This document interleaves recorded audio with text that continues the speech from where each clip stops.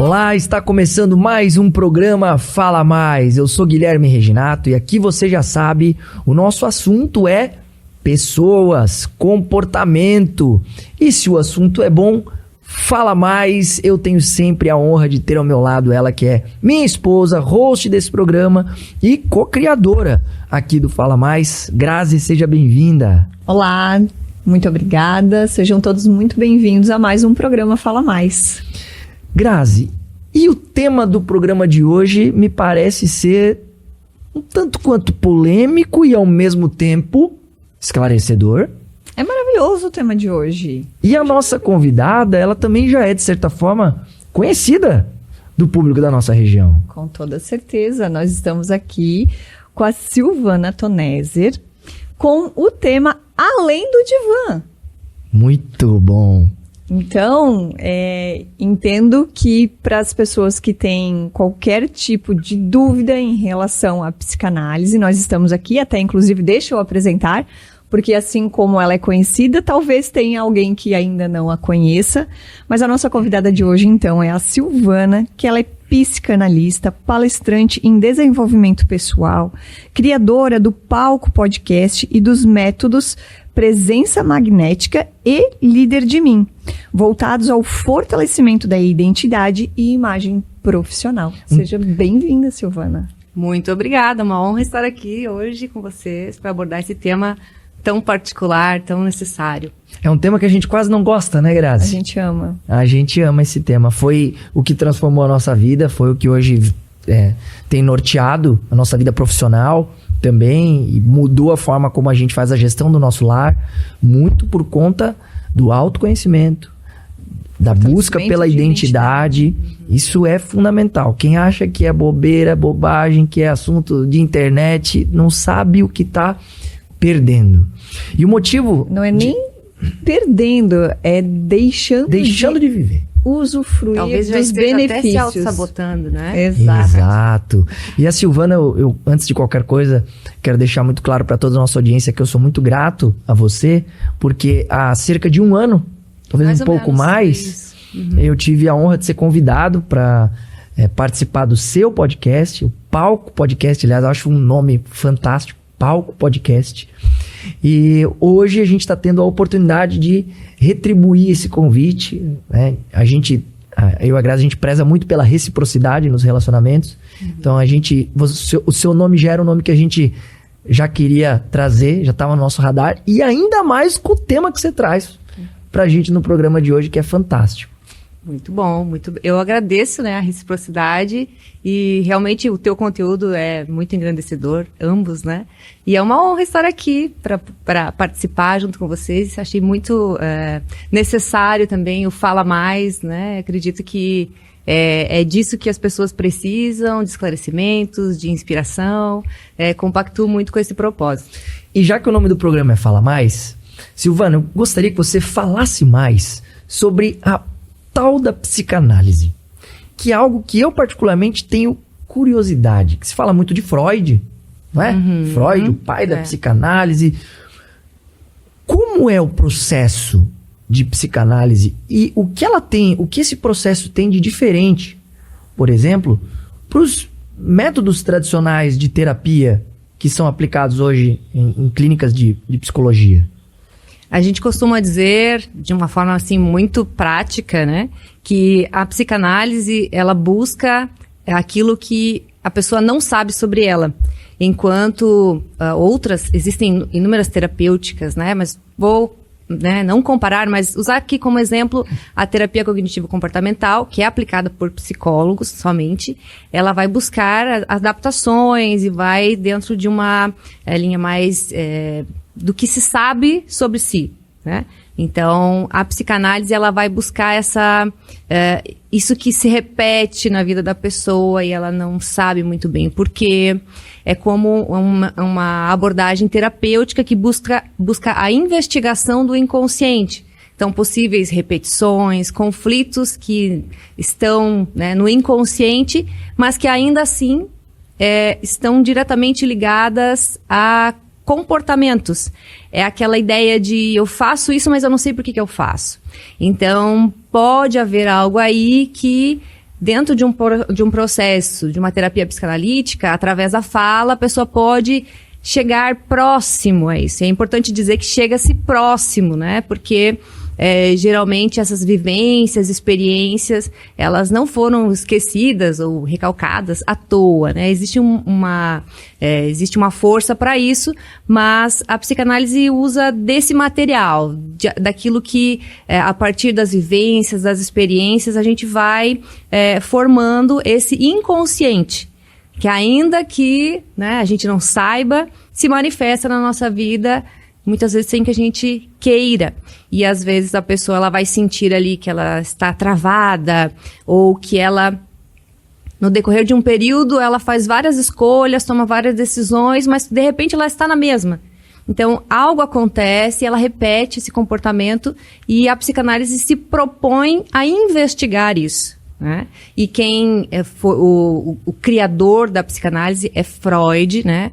E depois tem aí vários dissidentes, né? O Jacques Lacan, que é a minha linha que eu gosto muito de estudo, de aplicação também, né? Enfim, Ferenczi.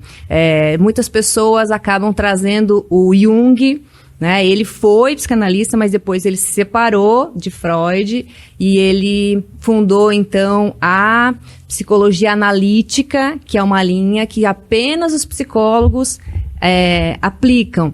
Então, existe às vezes uma dúvida, né? Então, o psicólogo pode aplicar a psicanálise, sim, porque se trata de uma abordagem terapêutica, mas não necessariamente o psicanalista precisa ser um psicólogo, já que a formação dentro da psicanálise, ela se dá pelas escolas, né? Ela é um percurso. Então, por exemplo, a minha supervisora, ela diz que ela está há 29 anos se formando enquanto analista, porque o percurso ele se dá por toda a vida. Nunca para. Nunca para. E a gente se forma, então... a gente se faz, né? O psicanalista, ele se faz muito, principalmente pela análise pessoal, que foi através disso que eu entrei nessa linha e decidi fornecer isso a outras pessoas, essa oportunidade.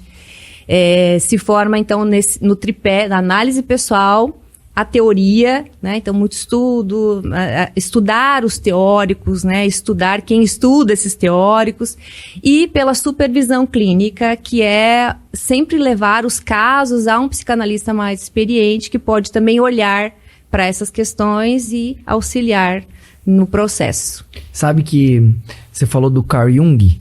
Ele tem uma frase que é mais ou menos assim, eu não vou saber dizer aqui ipsis literis, mas é mais ou menos assim: o ser humano, ele está em uma eterna busca por descobrir quem é. Se ele não souber, o mundo o dirá. Exato. E ele ainda diz, tem uma outra frase também muito conhecida, que enquanto não se desvendar, também não é exatamente dessas palavras, mas enquanto a gente não conhece o inconsciente, ele vai se manifestar na nossa vida e a gente chamará de destino. Tamanha é a força, tamanha a potência disso. E às vezes a gente pode cair assim, né, no nosso... Esse destino pode ser bom, mas muitas vezes... Exato. Então tem muita gente que fala assim, poxa, mas eu sou curva de rio, né? Uhum. Eu sempre me envolvo com pessoas, né, problemáticas. Dedo podre. Então isso aparece muito na clínica, né? Isso que às vezes a pessoa fala, mas parece que eu tenho um karma, parece que eu tenho uma maldição, eu saio ali e eu bato o carro. Mas será que é isso, né? O que será que esse comportamento... o próprio Freud, ele diz, né, que aquilo que a gente vai repetir na vida, aquilo que a gente não pôde dar significado.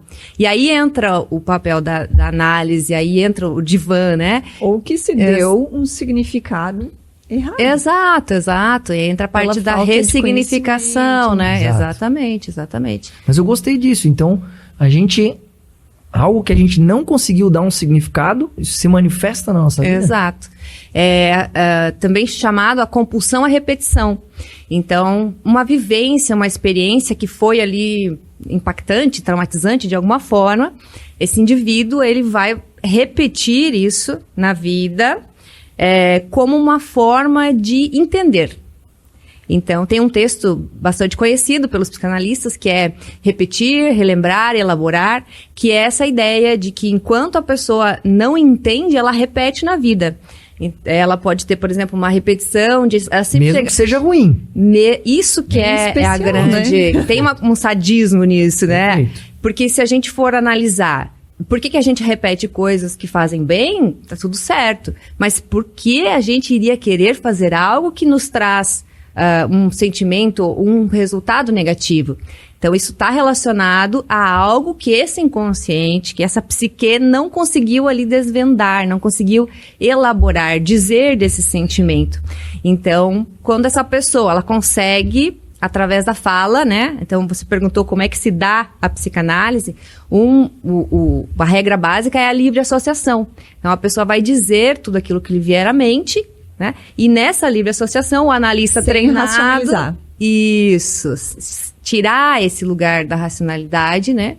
E o analista treinado vai fazer a escuta, que não é para julgá-lo, dizer se está certo, se está errado, o que deve ou não fazer, mas é para ajudá-lo a se escutar. E nesse processo ele pode então se confrontar e aí terá, dentro de uma linha, né, de um período, ele pode chegar a isso que é a memória que ele, de alguma forma, e principalmente na infância, não aceitou, né? Que não poderia ser aceito por alguma estrutura dele, e por isso há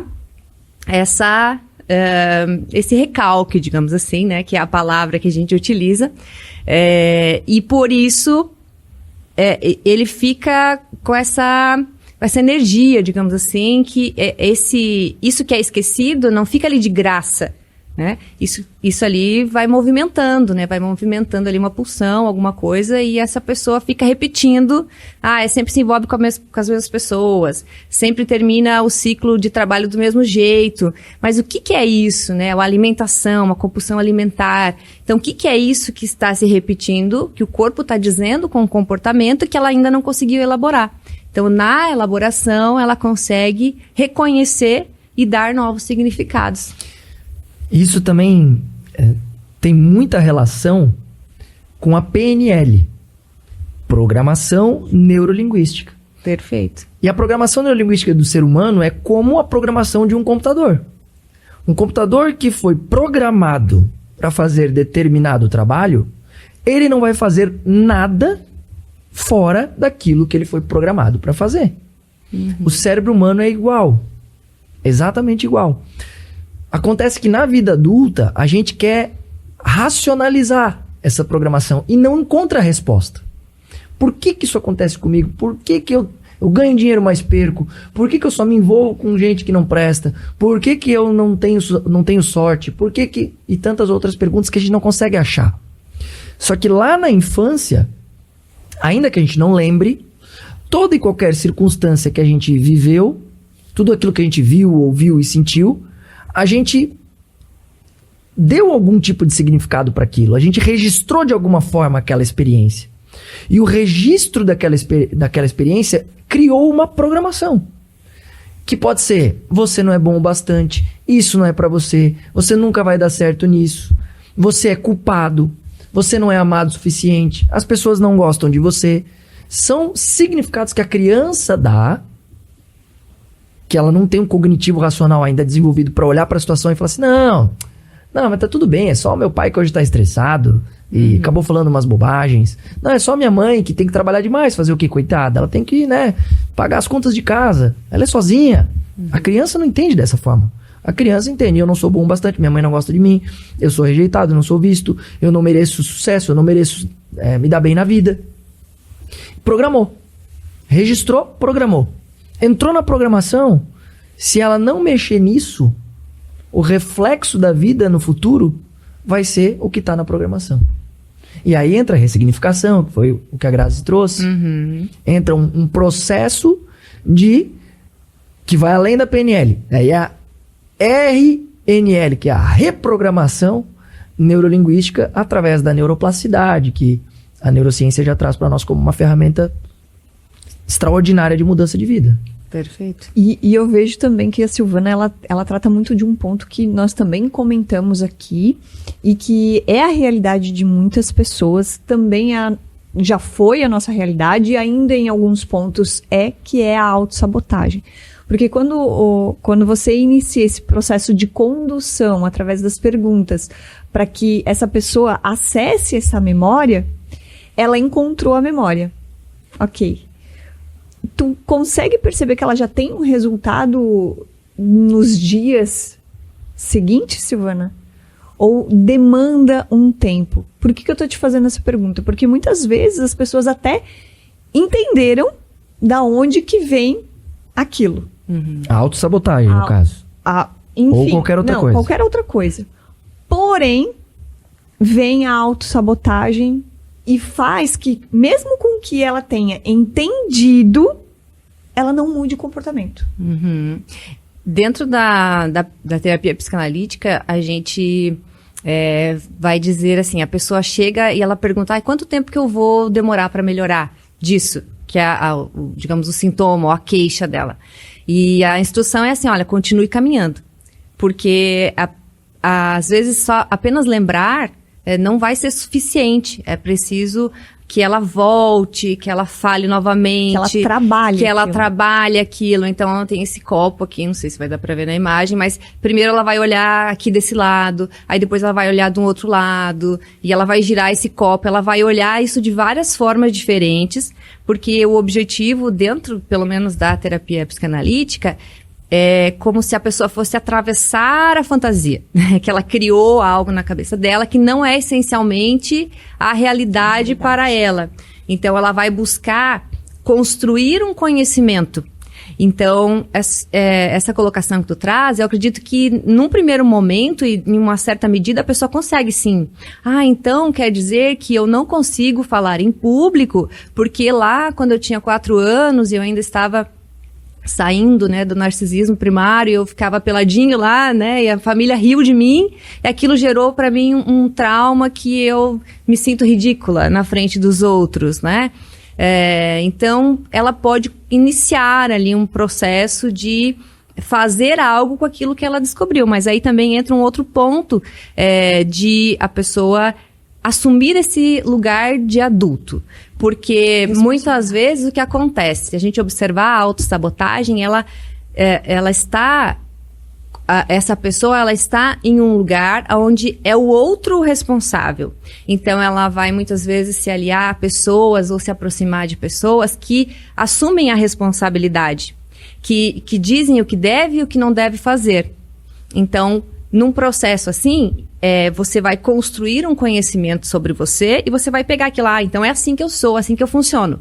Ok, então agora, o que eu vou fazer com isso? Perfeito. Né? Então, é esse passo de eu... Qual decisão você toma a partir daqui? Exatamente. Então, é atravessar essa fantasia que pode ser, por exemplo, que eu sou a vítima, pode ser a fantasia de que eu faço tudo para agradar os outros porque eu preciso. Então, ela vai precisar atravessar isso e chegar naquilo que para ela é a verdade. E aqui é importante também a gente pensar que é a verdade dela. Né? Porque a gente enxerga o mundo conforme a gente é. Então, a realidade, isso é muito individual. Então, a psicanálise se propõe muito a isso, a trabalhar essa subjetividade, essa singularidade da pessoa.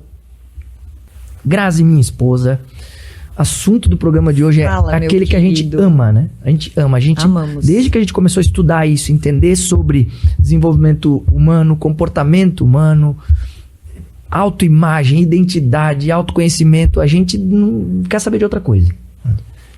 Tudo para nisso. E no fim, até mesmo na minha área de atuação, que é a área de treinamentos e desenvolvimentos para comunicação e oratória, esse conhecimento, ele foi o que potencializou o método em, 90%. Porque técnica de comunicação e oratória, sem o olhar para as questões emocionais que impedem você de se comunicar com liberdade, não é suficiente. Porque quando você justamente estiver no palco, for colocado à prova, o emocional vai falar mais alto. E toda técnica se esvai.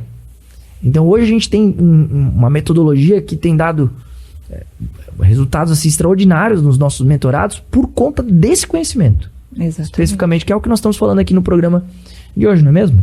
Sim, e hoje a gente trouxe a Silvana Toneser para trazer para nós um olhar através da psicanálise. E nós estávamos falando de autossabotagem, que é bastante comum hoje na nossa sociedade. E Silvana, como é que as pessoas elas podem, primeiro, identificar que é uma autossabotagem, porque assim como muitos já enxergam, já visualizam que se autossabotam, como é que a gente pode trazer um alerta para aquelas que não sabem que estão se autossabotando? Muito boa pergunta. Realmente está muito presente, inclusive a gente se sabota o tempo todo. Se a gente for pensar em pequenas coisas, por exemplo, tomar água, né? Às vezes pode ser que eu não tome a quantidade de água indicada naquele dia, mas eu sei que eu deveria. A autossabotagem, ela tem muito esse contexto. Eu sei o que eu tenho que fazer, que é benéfico para mim, mas ainda assim eu não faço. Então, é muito fácil de identificar nessas questões do nosso dia a dia. Um exemplo muito claro é assim, eu estou de dieta e eu digo que eu não vou comer o sorvete, não vou comer o doce, mas eu vou lá e eu como. A barra inteira de chocolate. Isso, é só um pedacinho, mas aí eu como toda a barra de chocolate.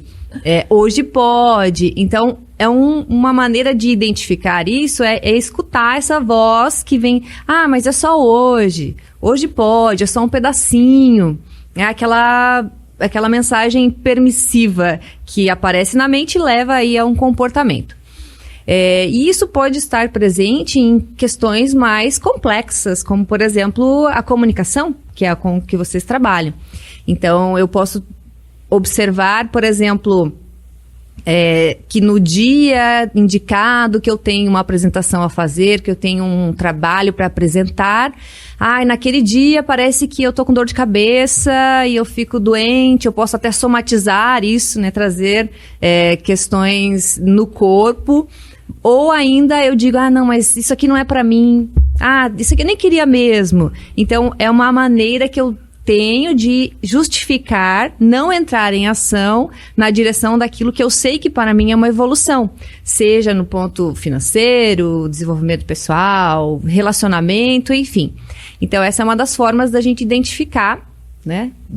Falando assim bem diretamente, eu sei que eu tenho que fazer algo que é bom para mim, mas eu não faço, ou eu vou lá e faço o contrário, né? Que é o caso da dieta. Mas existe uma autossabotagem que ela é inconsciente, que a pessoa precisa aí observar com um pouco mais de predisposição, de disposição. Que muitas vezes ela está ligada a um conflito interno, a algo que, por exemplo, ela não sabe, que ela tem medo de ser rejeitada, né? E por isso ela não trabalha na direção de ser promovida no seu cargo de trabalho, porque aí ela teria que falar em público. Então, ela vai precisar entender, poxa, mas por que será que eu sei o que eu tenho que fazer, mas aí eu não me relaciono bem com as pessoas ali no trabalho? Ou ainda pode acontecer de algumas pessoas que elas estão buscando um novo cargo, ficar nesse exemplo, né? E ela passa na parte do currículo, numa seleção, por exemplo, e aí no dia da entrevista, ela, que preguiça, vou falar de mim de novo. Aí ela vai na entrevista, ela não consegue performar, entregar tudo que ela teria que entregar, porque algo ali está acontecendo que está segurando ela nesse nível, porque ela tem medo do nível seguinte. Então, são maneiras... tudo inconsciente, ela não tem a clareza disso. Ela não tem a clareza. Borbulhando. Exatamente. Então, como que ela vai entender isso? Ela vai, poxa, eu não passei na primeira, mas... Tá, vou na segunda, na terceira, na quarta. Aí ela vai entender. Ok, pode ser que eu não esteja preparada para isso. Pode ser que a minha oratória, pode ser que a minha imagem, pode ser que realmente eu não tenha ainda um arsenal ali de palavras corporativas. Pode ser. né? Mas pode ser também que, de alguma maneira, eu esteja suprimindo essa minha expressão para não avançar. E aí entra aquilo que a gente fala, poxa, mas por que eu iria fazer algo contra mim? É preciso entender, é preciso ouvir, essa pessoa vai precisar falar e buscar onde é que está algo na história dela, nesse passado, que não foi plenamente entendido e que de alguma forma eu fico repetindo. Eu fico trazendo isso para minha realidade. Pode ser na entrevista de trabalho, pode ser num relacionamento que eu não avanço, pode ser numa amizade. Vou trazer um exemplo aqui que vai ser também bem didático nesse caso. Tem muitos vendedores que não prospectam como poderiam, porque no fundo é medo da rejeição. É medo de levar o não. Ele não sabe disso. Mas ele vai se auto-sabotando. Ah, esse cliente aqui, depois eu ligo. É que, na verdade, ele não entende que o não é para o produto ou para o serviço. Ele entende que o não é para ele. Ele vai ser rejeitado, né? Então, isso acontece. Ah, eu não tenho tempo. Hoje não deu. Perdi o telefone da pessoa. Isso, e assim vai indo. Inúmeras desculpas narrativas que podem até ter um fundo de verdade, mas que, no final das contas, daria para ser feito. Exato. Que não precisa, a pessoa não precisa assumir aquilo como parte da identidade dela. Por exemplo, se ela foi a um local, mulheres, geralmente as mulheres têm uma questão aí com encontros, assim, com outras mulheres, de fazer network, essas coisas, né? Então, se ela foi a um encontro alguma vez, e ela sentiu que as pessoas talvez não tenham gostado de alguma coisa que ela falou, ela pode internalizar isso como ela não sendo interessante, né? Mas nesse exemplo, algo que ela falou. Então, por que algo que ela disse vai determinar quem ela é? Então, tem algo da autoimagem dessa pessoa que está expressando ali e ela acha que é porque ela não gosta, porque ela não quer, ou porque ela não tem a roupa adequada para ir, né? E só que quando a gente vai escutar essa pessoa, né, vem coisas lá de trás, né? Algo que ela experienciou lá atrás, né? Alguma experiência de que ela não se sentiu amada como ela achava que deveria ser amada, onde ela precisou ter uma atitude... Receber atenção que ela gostaria de ter recebido. Exatamente. E sabe que é interessante? Essa raiz emocional negativa, ela é incutida na nossa programação neurológica de certa forma ou de tal forma que as circunstâncias que acontecem na nossa vida presente, nós associamos aquela raiz. Vou explicar para ficar didático para o ouvinte. Eu e a Grazi, nós temos um caso, inclusive nós estávamos falando ontem lá em casa sobre isso. Como a mesma situação, ela dá um significado e eu dou outro significado. A mesma situação é enxergada com óticas distintas por conta do que nós vivemos no passado. Então, por exemplo... Pelo aquilo que a gente entende ser a nossa verdade. Quando a nossa verdade não é a verdade do outro. Exato. Perfeito. Não é a verdade universal, né? Quando acontece, por exemplo, de alguém ficar... alguém muito próximo fica um tempo sem entrar em contato com a gente. Eu dou o seguinte significado. O que eu fiz pra essa pessoa? Cara, será que eu fiz alguma coisa pra essa pessoa? Por quê? Porque a minha raiz, eu já descobri, é a culpa. Então, lá na infância, eu registrei muita culpa, associei isso na minha programação, então eu buscava viver a culpa, né? Trabalhei muito isso, e esse padrão, ele tem se quebrado dia a dia. Mas era algo que eu buscava, por conta daquilo que você falou anteriormente, né? Buscar entender isso, e você vai repetindo. Então, olha a ótica que eu dou. A pessoa está um tempo sem entrar em contato, alguma coisa. Será que eu fiz alguma coisa? Então eu busco a culpa. No caso da Grazi... Eu olhei pra ele e disse assim, mas eu não vejo dessa forma. Não é? E aí a gente começou a entrar justamente nessa questão. Olha, como é engraçado, porque talvez eu viria esse mesmo ponto que tu estás colocando como se eu não fosse bom o suficiente. Que já é a ótica da rejeição. Como se ela não gosta mais de mim. Ela não gosta mais de mim. Ela não tem afinidade comigo. Ela tá me rejeitando. Ela já vai pra esse lado. Por que ela tá me rejeitando? Então consegue trazer bem certinho esse exemplo, aquilo que você mencionou de nós olharmos as coisas de acordo com aquilo que a gente acredita. E aqui é importante falar, nem tudo aquilo que você acredita é a realidade. Sim, a tua crença, a tua verdade, a forma como você vê o mundo não necessariamente representa o mundo real.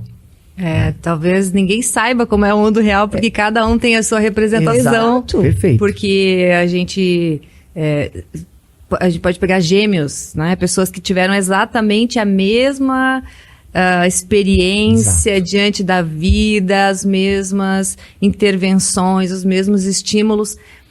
Cada um vai se constituir psiquicamente de uma forma.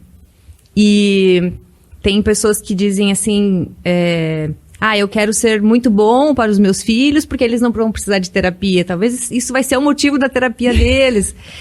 Ou o contrário. Então, não é sobre o que acontece, mas é como a gente enxerga aquilo que acontece. Né? E isso é muito individual, isso é muito singular. Né? Cada um vai olhar de uma forma, cada criança vai experienciar o mundo de uma forma.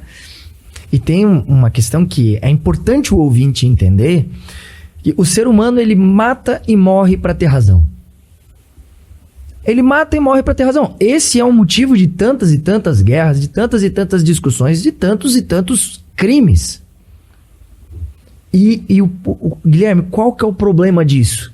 Que se você tem uma crença enraizada, você vai matar ou morrer, entre aspas, para ter razão, para confirmar a tua crença. É por isso que a crença, muitas vezes, mesmo sendo negativa, mesmo sendo limitante, ela é autorrealizável, ela se realiza na sua vida.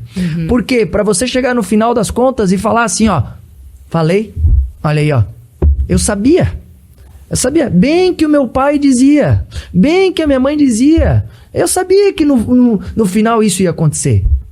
Tentaram me falar que era diferente, tentaram me dizer que não, que isso não ia acontecer, mas eu sabia que ia acontecer. Aí pronto, é melhor você ter, olha que loucura, é melhor você ter o prazer da realização da razão, mesmo que para isso tenha que sofrer o prejuízo do reflexo da crença. E essa questão das crenças é muito interessante, né? Porque parte de um ponto de querer mudar também, né? Porque, como você diz, a pessoa mata e morre para ter razão. Então, essa atitude de não querer ter razão é muitas vezes aquilo que vai... O que as pessoas dizem aí, né? Vai ser o desbloquear, o destravar dessa pessoa. Exato. Se pedir pra Alexa contar uma piada de psicanalista, ela vai contar uma que é assim, quantos psicanalistas precisam para trocar uma lâmpada, né? Aí ela vai dizer só um, mas a lâmpada tem que querer. Ou seja, por isso que parte muito do querer da pessoa. A pessoa tem que querer. Às vezes ela não sabe. Muita gente chega numa sessão dizendo, olha, eu não sei o que acontece. E ela vai passar talvez muito tempo sem saber, mas ela tem que querer. Tem que querer. Tem que querer. Esse é o primeiro ponto. Porque se a pessoa tem lá a crença, dinheiro é muito comum, né? Para ganhar dinheiro tem que suar muito. Porque foi o que ela ouviu do pai dela, foi o que ela viu o pai dela passar, o que ela viu a mãe dela passar, né? Na família passaram necessidade e tal, e para ganhar dinheiro tem que suar muito. Se ela tem essa crença, se ela acredita nisso, isso tá na programação dela, qualquer coisa que seja diferente disso vai fugir da razão, vai fugir de ela ter razão. Então, se daqui a pouco ela... E aí acontece o quê? Às vezes ganha um dinheiro fácil entre aspas, né? Fez uma boa negociação, uma coisa que entrou da noite pro dia, um belo dinheiro, sem fazer muito esforço. O que a pessoa faz? Ela dá um jeito de se livrar desse dinheiro. E pra quê? Pra ela poder confirmar a narrativa. Pra chegar lá no churrasco com os amigos e falar, meu amigo, esse negócio de dinheiro fácil aí não existe. Isso aí pra ganhar dinheiro tem que suar muito, Amigo, aconteceu isso, aquilo, e logo depois aconteceu aquilo, não adianta. Bem que a minha mãe dizia, dinheiro fácil vai fácil. E tem uma questão da autoimagem também, né? A gente quer ser. Então, se dentro daquilo que eu acredito que eu sou, não tem algo de ter dinheiro, provavelmente você não vai ter. Porque nosso movimento no mundo, ele está muito relacionado com aquilo que a gente acredita que é. né? Vem a questão das crenças. Então, é importante a gente também refletir, porque a nossa identidade, ela não é só aquilo que a gente vivenciou e como a gente se constituiu, porque não existe outra forma da gente entrar no mundo sem o olhar do outro. Então, as pessoas, antes mesmo da gente nascer, já tinha alguém dizendo, o Guilherme vai ser assim, ele vai fazer isso. Antes de sair da barriga da sua mãe, já tinha algo ali sendo criado em relação à sua identidade. E a gente vai ali nos primeiros anos de vida ouvindo, essa menina é calada, essa menina tem o nariz igual da avó. E assim, você vai se constituindo e criando uma imagem de quem você é. Mas é importante a gente entender isso, que nossa autoimagem, aquilo que a gente acredita ser, não é só isso que já existiu. E esse é um ponto muito importante do autoconhecimento, na minha visão, que não é sobre apenas desvendar algo, né? A gente pode olhar a nossa história e vai entender um pouco daquilo que a gente é. Mas a nossa identidade, ela é constituída também por aquilo que a gente deseja ser.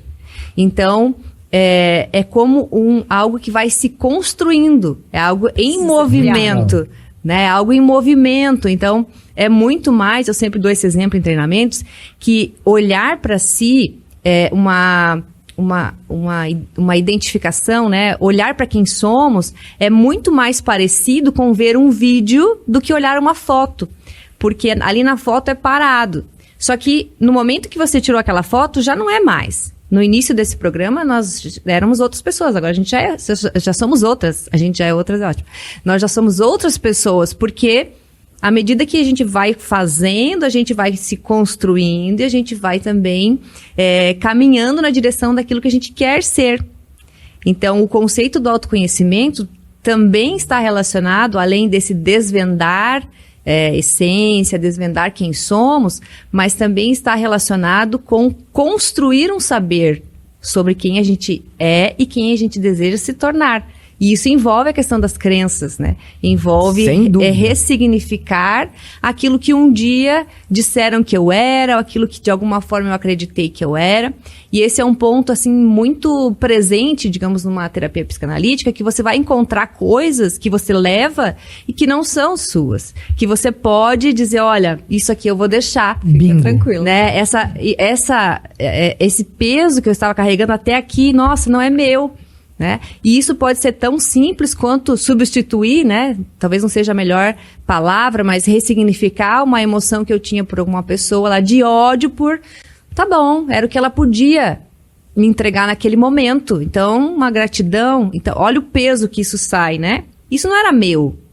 Eu não sou responsável pela atitude do outro, né? E eu vou também me dar de cara com coisas que eu achava que não eram minhas, mas que às vezes vai ser um pouquinho doloroso, né? Que é um reencontro ali, né? Então eu vou precisar assumir partes minhas que eu eventualmente tinha deixado assim de lado, embaixo do tapete, e eu vou poder descarregar outras, deixar para trás outras que eu vou entender que não fazem sentido e que não são, não fazem parte daquilo que eu sou e muito menos de quem eu quero me tornar, porque a vida é isso, né? A vida é movimento, não posso me fixar como a foto. Perfeito. É o vídeo, né? Acontecendo.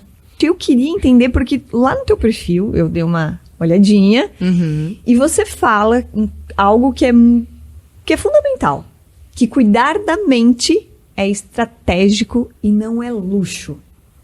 Perfeito. Muito bom, hein?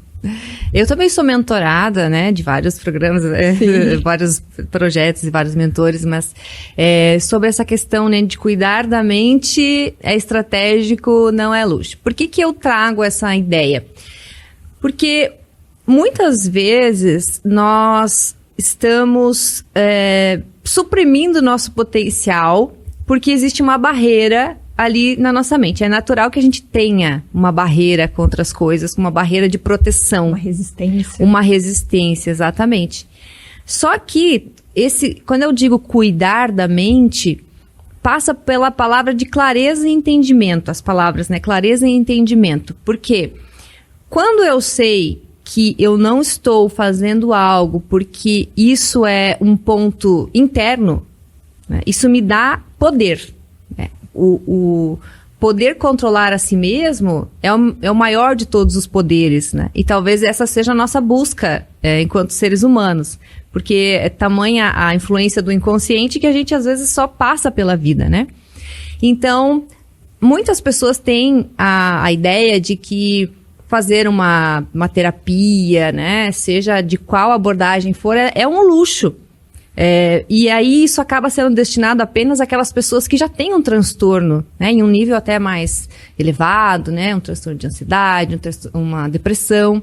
Mas as pessoas, digamos assim, que não têm esse transtorno, às vezes acabam vendo isso como um luxo. Mas na verdade é estratégico, porque se eu tenho, vou usar números aqui, né, vamos imaginar, se eu tenho o potencial 7 e eu não tenho clareza sobre aquilo que está me segurando de alguma forma, ou aquilo que eu tenho medo, eu posso reduzir lá meu potencial para 3, 2.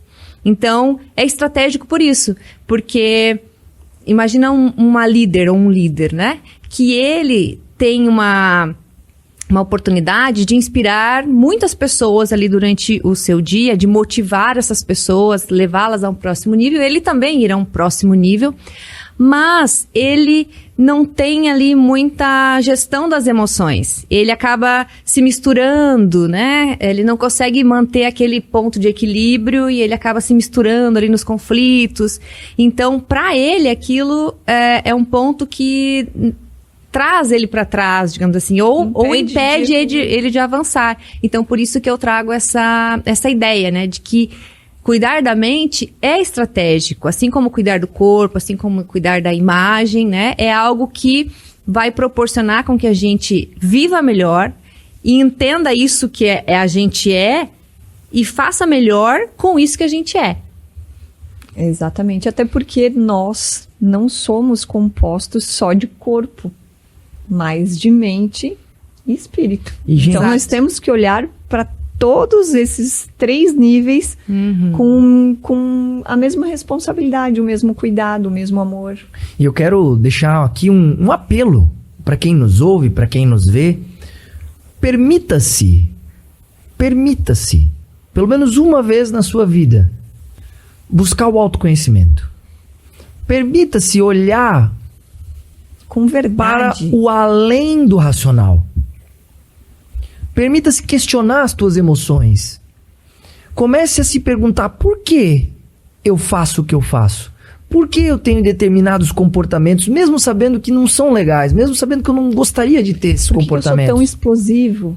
Por que esse tipo de resultado está acontecendo na minha vida de maneira repetitiva? Comece a se perguntar e pare de simplesmente jogar o destino, jogar o acaso. Pare de dizer, a vida é assim mesmo, esse negócio aí. Não, se permita. Porque as outras pessoas, quem está do teu lado, está se permitindo. E quem está se permitindo está avançando. Quem está se permitindo está indo, está fluindo, a coisa está mudando e você está ficando. E talvez você só desperte lá na frente, quando todo mundo foi e você ficou por orgulho. A maioria das vezes é por orgulho, por prepotência, por teimosia. Não seja essa pessoa, você não precisa disso. Sabe, abra um pouquinho mão. Se você vê que tem algo que não tá legal, que não tá bom, que as pessoas, você tá fazendo mal, talvez não para você, mas para as pessoas que estão ao teu redor, olhe para dentro.